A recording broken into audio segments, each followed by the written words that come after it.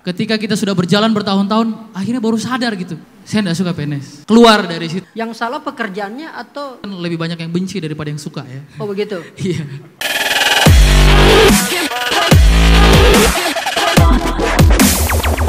Itu saya ingin menjelaskan sedikit mengapa seminar ini kita mau adakan. Hobi kerja mengingat salah satu quotes paling fenomenal dari seorang mantan Perdana Menteri Inggris, perempuan pertama, Margaret Thatcher. Dia mengatakan bahwa apa yang kau pikirkan akan mengeluarkan kata-kata, apa yang kau katakan akan mengeluarkan tindakan, apa yang kau lakukan akan terjadi kebiasaan, dan apa yang menjadi kebiasaan itu akan menjadi karakter, dan apabila sudah menjadi karakter maka itu akan menjadikan nasib. Dengan kata lain, apa ide kita maka itulah takdir kita sesungguhnya. Sehingga itulah latar belakang kenapa seminar nasional adakah ide untuk Indonesia ini dilaksanakan. Oleh karena itu, saya akan memanggil satu persatu. Beliau adalah seorang perantau Bugis Makassar dari Kabupaten Bulukumba tepatnya.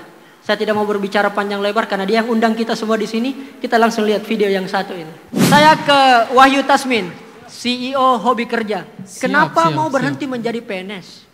Kurang gajinya 3 juta forever atau bagaimana? Saya persilakan. Pertanyaannya luar biasa ya. Kenapa berhenti dari PNS? Karena saya tidak suka PNS. Oke, tapi sempat daftar berarti suka dong. Begini ya, karena orang tua sih sebenarnya. Cita-cita orang tua mau saya jadi PNS. Akhirnya, tapi kemudian setelah bertahun-tahun saya menjalani kehidupan seperti itu, saya menyadari bahwa saya menjalani cita-cita orang lain. Menjalani cita-cita orang lain. Ya, dan ini mungkin juga bisa menjadi pelajaran bagi teman-teman semua, khususnya mahasiswa ya. Yang jangan sampai sekarang juga masih ada yang mungkin yang salah jurusan tuh. Jangan sampai. Salah jurusan. Ketika kita sudah berjalan bertahun-tahun, akhirnya baru sadar gitu. Ini bukan saya gitu. Kayaknya saya bukan di sini gitu.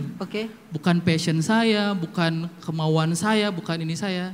Dan ditambah lagi dengan apa yang saya jalani selama ini, dengan dulu saya di Kementerian Keuangan, banyak hal-hal yang menurut saya tidak sesuai dengan hati nurani saya. Banyak yang tidak sesuai dengan hati nurani. Betul sekali. Jadi sehingga saya ingin keluar dari situ supaya. Peristiwa apa itu, Bang Wahyu, yang sehingga kayaknya saya harus resign ini? Peristiwa yang paling saya ingat sampai sekarang ketika di pedalaman Pulau Kalimantan ya, ada sebuah kabupaten namanya Kabupaten Balangan, kecamatannya Paringin, di sebuah hutan-hutan ya. Jadi di situ memang kabupaten kecil, tapi dia penyumbang PAD terbesar di Kalimantan Selatan dengan batu baranya, ada Adaro di situ. Kemudian saya waktu itu masih baru ya, masih beberapa tahun, kemudian menjadi seorang jurusita ya. Jurusita. Jadi kalau orang tidak bisa membayar pajak kan mau disita. Tidak bisa bayar pajak, Anda yang disita. Akhirnya mau disita kan semua barang-barangnya. Saya waktu itu menyita sebuah rumah ya, rumah kecil dari seseorang, dan itu sayangnya bapaknya sudah pergi meninggalkan istrinya ini. Jadi istrinya ada di situ, kemudian saya ke sana, saya membawa surat paksa ya. Saya dari Direktorat Jenderal Pajak dulu ya. Jadi makanya ke sana untuk menyita barang-barang di sana, dan dari situ dia menangis lah ya, menangis, merasa nggak tega dan segala macamnya. Kemudian akhirnya saya merasa kok kayaknya ada yang salah nih dari pekerjaan saya ya. Yang salah pekerjaannya atau mungkin pekerjaannya, karena dari situ ya, dan saya yakin ini sudah rahasia umum. Kalau orang pajak itu kan lebih banyak yang benci daripada yang suka ya. Oh begitu? Iya. Kalaupun ada yang suka itu mungkin dia lagi ada maunya ya. Jadi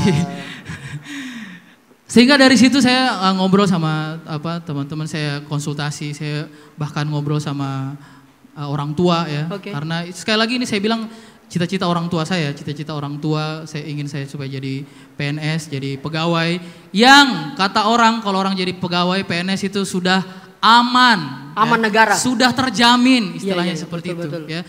Tapi ternyata ya beda gitu loh, dan justru dengan keluar dari zona itulah saya benar-benar menemukan jati diri saya gitu loh. Itu mungkin yang bisa akhirnya saya ingin keluar dari zona itu. Berhenti menjadi pegawai negeri sipil. Berhenti dari negeri sipil, dan justru dengan kemampuan itulah, dengan potensi yang saya miliki, apalagi bertemu dengan relasi yang luar biasa dengan teman-teman yang ada, bisa justru lebih banyak bermanfaat pada orang lain. Oke. Ya, kalau tadinya saya cuma dapat gaji, alhamdulillah waktu itu di Dirjen Pajak gajinya luar biasa ya, tinggi 10 sampai 20 juta kan per bulan. Kemudian saya bisa menghidupi keluarga saya ya. Tapi dengan keluar dari situ, dengan memulai usaha, justru saya bisa memberikan manfaat dengan jauh lebih banyak orang. Sampai ke puluhan sampai ratusan orang sampai sekarang. Gitu. Boleh diceritakan sedikit Bang Wahyu soal jatuh bangun. Menjadi seorang pengusaha tentu ada jatuh bangunnya, ada pahit manisnya dan sebagainya. Betul sekali. Kapan pernah jatuh? Pertama memulai atau tahun kedua, tahun seterusnya? Saya ketika keluar dari PNS tahun 2016, saya waktu itu usahanya servis AC ya. Servis AC. Di awal keluar dari PNS yang tadinya penghasilan sebulan 20 juta, servis AC 4 juta saja susah sekali didapat ya. 4 juta susah sekali. Habis itu saya buka warung spaghetti sosis bakar ya. Itu di Kalimantan? Di Kalimantan. Di Kalimantan, di tempat saya di Kalimantan, di Banjarmasin. Saya bikin, kemudian alhamdulillah 6 bulan tutup ya usahanya. Keren. Bangkrut sampai gerobak dijual, kursi meja dijual, bahkan gas itu dijual juga semuanya. Akhirnya pulang kampung? Akhirnya belum pulang kampung waktu itu. Akhirnya saya saya menemukan seseorang yang hilir mudik di Facebook saya ya, yang dia check in di beberapa tempat yang saya nggak tahu ini orang apa yang dia bikin. Akhirnya saya hubungi dia, ya kan? Ternyata dia adik kelas saya, ya. Adik kelas saya itu Chandra Mindset. CEO Mac Indonesia. Yang sebentar di sesi kedua kita akan dengarkan. Iya, saya ketemu dengan dia dan kemudian saya nanya, Chan, ini kamu ngapain? Sebentar-sebentar ada di Kendari, sebentar-sebentar ada di Balikpapan, ngapain gitu kan? Bisnis apa ini kan? Akhirnya ternyata dia punya Mac Indonesia, kemudian ayo saya ajak karena di Banjarmasin belum ada, ayo kita garap Banjarmasin. Dan sejak saat itu saya bertemu beliau dan kemudian kita bersinergi karena memang kita sudah satu alma mater ya dari SMA 3 Makassar. Kemudian kita ngobrol, kemudian akhirnya kita menjalankan. Dan ketika kita ketemu sampai 2017, dari situlah juga akhirnya tercetus ide hobi kerja. Tercetuslah ide hobi kerja dari sebuah keresahan sebenarnya dari kita melihat 7 juta lebih warga negara Indonesia tidak punya pekerjaan, padahal mereka di usia produktif.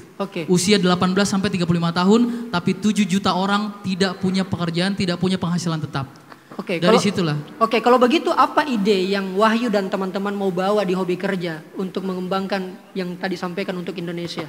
Ide inilah sebenarnya ide yang kita ingin, cita-cita kita ya, cita-cita di hobi kerja dari saya, kemudian beberapa orang founder dari hobi kerja adalah kita ingin membangun sebuah industri pendidikan. Ya. Industri di bidang pendidikan. Industri di bidang pendidikan di mana di sana kita akan menciptakan tenaga kerja yang dibutuhkan oleh industri.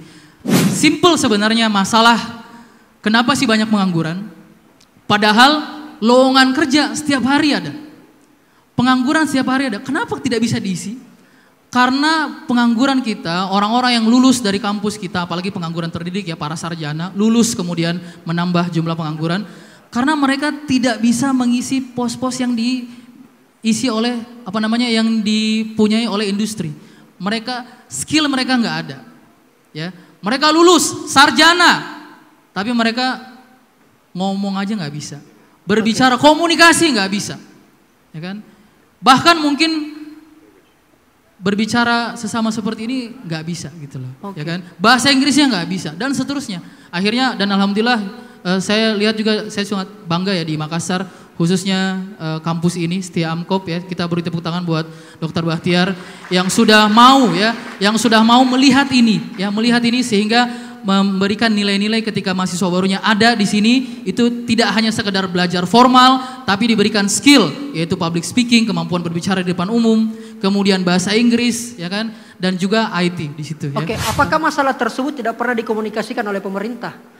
Sering, sangat sering, dan bahkan ini cuma ya hanya sekedar jadi wacana. Berarti pemerintah tidak penting? Bukan pemerintah tidak penting, pemerintah kurang berkoordinasi. Kurang berkoordinasi dengan praktisi-praktisi pendidikan. Saya potong. Isman bisa dijawab langsung yang disampaikan tadi itu. Kurang berkoordinasi katanya pemerintah. Isman sebagai salah satu bagian kaca besar pemerintah sebagai legislator, katanya kurang koordinasi. Kita tanya langsung sama yang membuat kebijakan itu. Boleh, Isman. Terima kasih. Terima kasih Kak Rijal. Jadi Kak Wahyu, untuk kurangnya koordinasi kepada pemerintah, sebenarnya untuk berbicara pemerintah eksekutif, kalau di Bone, untuk di Bone pribadi, alhamdulillah sampai sekarang semua terbuka dengan lebar, karena saya saja pribadi dengan Kak Chandra, banyak yang saya idekan untuk masuk di Kabupaten Bone, termasuk di bidang pendidikan itu. Untuk di legislatif, saya tidak tahu untuk periode sebelumnya. Tapi untuk periode kedepannya, saya berani berjanji kepada mungkin Kak Wahyu. Iya, saya berani berjanji kepada Kak Wahyu, ketika itu mungkin membahas tentang kesejahteraan masyarakat, ketika itu mungkin membawa tentang mungkin untuk masyarakat sepenuhnya, insya Allah selama saya berada di Makassar, selama saya berada di Sulawesi Selatan, selama menurut Kak Wahyu saya bisa ditemui, insya Allah pintu saya selalu terbuka untuk Kak Wahyu. Siap, baik. Berarti saya menyimpulkan bahwa stigma yang dibangun oleh Kak Wahyu tadi selaku CEO Hobi Kerja, bahwa pemerintah kita sudah sering tapi tidak menemukan titik temu. Nah, ada Kak Isman di sini melalui momentum, ada Kak ide untuk Indonesia, sampaikan ide itu, nanti Isman yang selesaikan secara adat. Siap, begitu. Kak Rijal. Terima kasih nice people, alright baby. Sudah menonton konten ini sampai habis. Terima kasih jempolnya, dan apabila konten ini bermanfaat silakan share sebanyak-banyaknya sebagai bentuk dukungan. Dan silakan juga komentar baik berupa saran, masukan, kritikan atau sekedar pujian. Alright, ular piton sedang mengunyah makan di pagi-pagi. Silakan nonton video sebelumnya dan subscribe sekali lagi dan lagi.